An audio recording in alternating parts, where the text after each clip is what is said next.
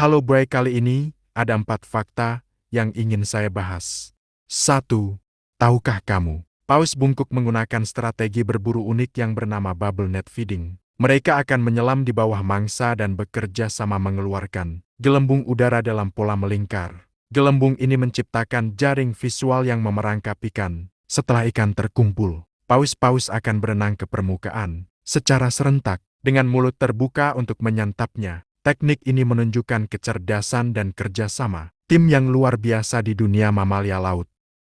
Yang kedua, Fakta mencengangkan, anak kembar makin banyak di zaman sekarang. Fakta unik, dulu anak kembar tuh langka banget. Tapi sekarang, kembar kayaknya di mana-mana. Ternyata bukan ilusi mata atau cuma kebetulan saja. Ilmuwan bilang, tingkat kelahiran anak kembar meningkat drastis sejak tahun 1980. Kok bisa? Ini beberapa alasannya. Bayi tabung IVF dan program kehamilan buatan.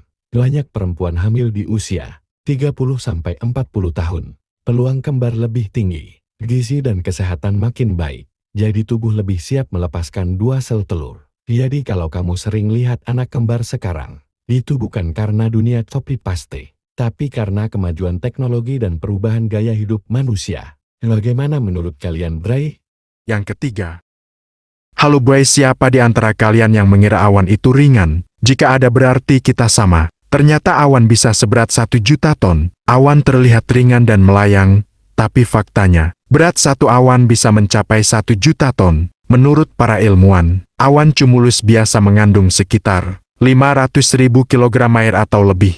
Dan bila dikonversikan bisa mencapai berat 1 juta ton. Tapi kok bisa melayang? Kenapa awan gak jatuh ke tanah? Walau berat, partikel air di awan sangat kecil dan tersebar luas, sehingga tetap bisa mengambang di udara, karena dorongan ke atas dari udara. Panas prinsip konveksi. Awan juga mengapung di lapisan atmosfer tempat udara lebih tipis dan ringan. Jadi walaupun berat, awan tidak jatuh karena berada dalam keseimbangan antara gaya gravitasi dan gaya angkat dari udara hangat di bawahnya. Fakta ini bikin kita makin kagum sama keajaiban alam, sungguh luar biasa. Bagaimana menurut kalian, Bray?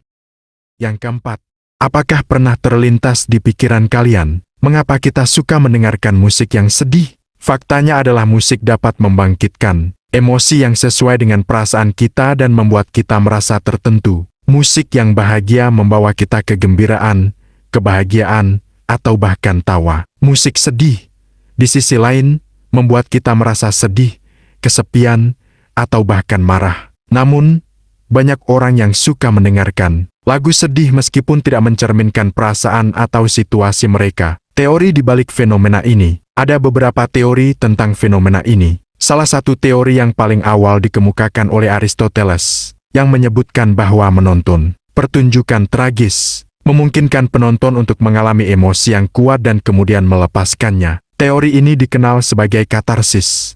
Teori lainnya, selain teori katarsis, ada beberapa teori lain yang menjelaskan mengapa orang suka mendengarkan musik sedih. Beberapa di antaranya adalah teori empati. Orang suka mendengarkan musik sedih karena mereka dapat merasakan emosi yang sama dengan penyanyi atau penulis lagu. Teori identitas musik. Sedih dapat membantu orang memahami dan mengidentifikasi diri mereka sendiri dengan perasaan dan pengalaman yang sama. Teori mood management. Orang suka mendengarkan musik sedih karena dapat membantu mereka mengelola emosi mereka dan merasa lebih baik. Kesimpulan, mengapa kita suka mendengarkan musik sedih?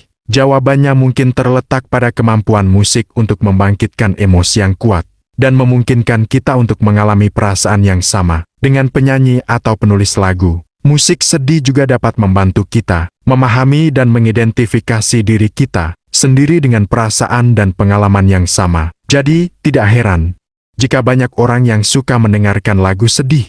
Meskipun tidak mencerminkan perasaan atau situasi mereka,